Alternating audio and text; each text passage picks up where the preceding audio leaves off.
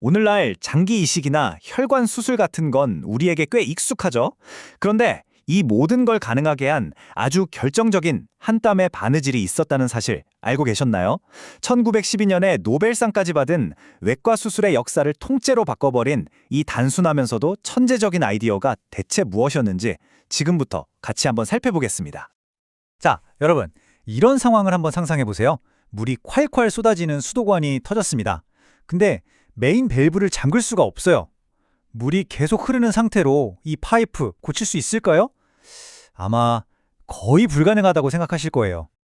1900년대 초반의 외과 의사들이 마주했던 문제가 바로 이런 거였습니다.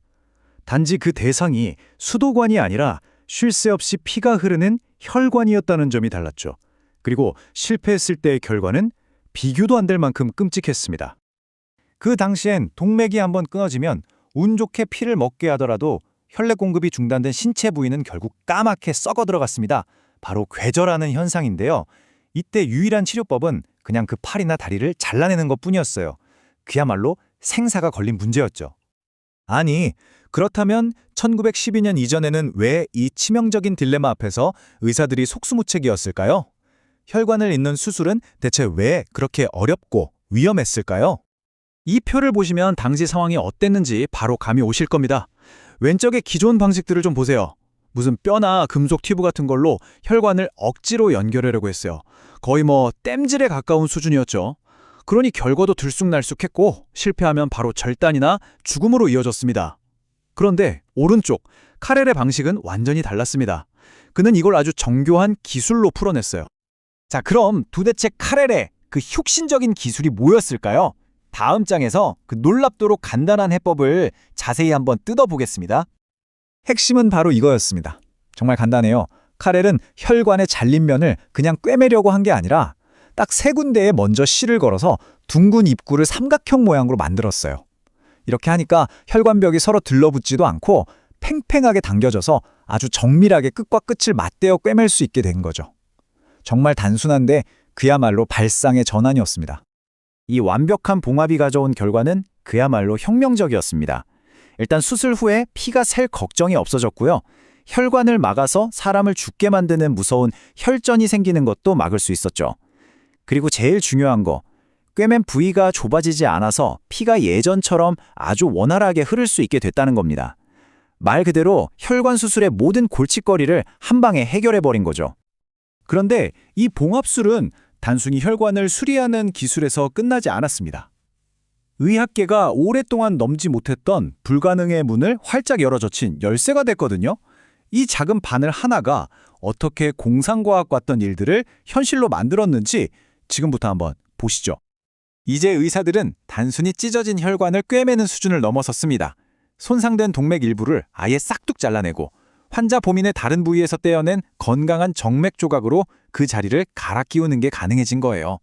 우리 몸의 배관을 마음대로 다시 설계하고 재건축하는 시대가 열린 겁니다. 그리고 이 재건축 기술은요, 인류가 정말 오랫동안 상상 속에서만 그리던 한 영역의 문을 열어버렸습니다. 바로 장기 이식입니다. 생각해보세요. 장기에 연결된 수많은 혈관들을 완벽하게 떼어냈다가 다시 붙일 수 있다는 것. 이건 곧 장기 자체를 통째로 옮길 수 있다는 뜻이었으니까요. 카렐은 자신의 이론을 증명하기 위해 아주 과감한 동물 실험을 시작했습니다. 한 동물의 신장을 떼어서 다른 동물의 몸에 이식하고 자신의 봉합술로 혈관을 완벽하게 연결하는 데 성공한 거죠. 자, 과연 이 수술은 얼마나 성공적이었을까요? 정말 놀랍게도요, 신장을 이식받은 개가 무려 2년 반 동안이나 아주 건강하게 살았습니다. 이건 이식된 신장에 그냥 몸에 붙어만 있었던 게 아니라 완벽하게 재기능을 했다는 명백한 증거였죠. 여기서 끝이 아니었습니다. 카렐은 심지어 완전히 절단된 동물의 다리를 다시 몸에 붙이는 수술까지 성공시킵니다. 그의 봉합술로 혈관을 잇자 차갑게 식었던 다리에 다시 피가 돌면서 생명이 돌아온 거예요. 정말 경이로운 순간이었겠죠? 카렐의 혁신은 여기서 멈추지 않았습니다. 그는 혈관 조각을 특수 처리해서 잘 보관하면 수개월이 지나도 이식할 수 있다는 사실까지 발견했어요. 이건 단순히 조직을 보관하는 걸 넘어서 미래의 수술을 위해 인체 부품을 미리 비축해두는 조직은행이라는 개념을 처음으로 제시한 거나 마찬가지였습니다. 정말 시대를 앞서간 생각이었죠. 자, 이렇게 동물 실험에서 엄청난 성공을 거둔 기술은 곧바로 사람을 살리는 데 쓰이기 시작했습니다. 과연 이 기술이 실제 환자들에게는 어떻게 적용되었는지 다음 섹션에서 한번 살펴보죠. 1912년 카렐이 노벨상을 받을 당시에는요, 이 기술은 이미 실험실을 나와서 실제 현장에서 기적을 만들고 있었습니다.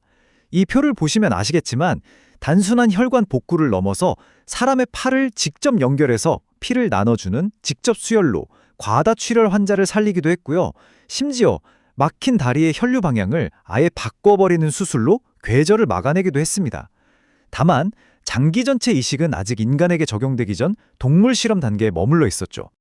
자, 카렐의 봉합술은 외과 수술의 배관 문제를 완벽하게 해결했습니다.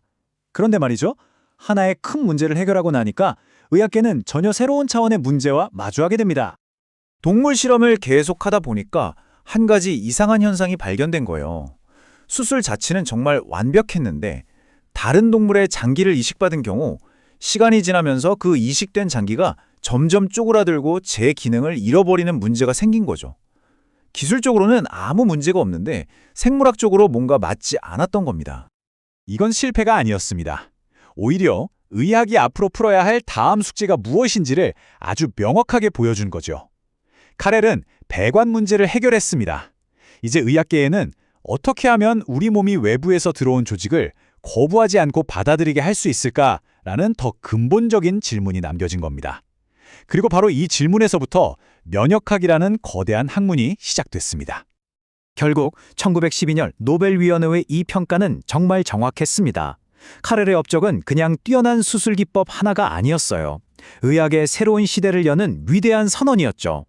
이 작은 바늘과 실 한 올에서 시작된 혁명이 오늘날 수많은 생명을 구하고 장기 이식이라는 현대의학의 기적을 가능하게 만든 정말 위대한 첫걸음이었습니다.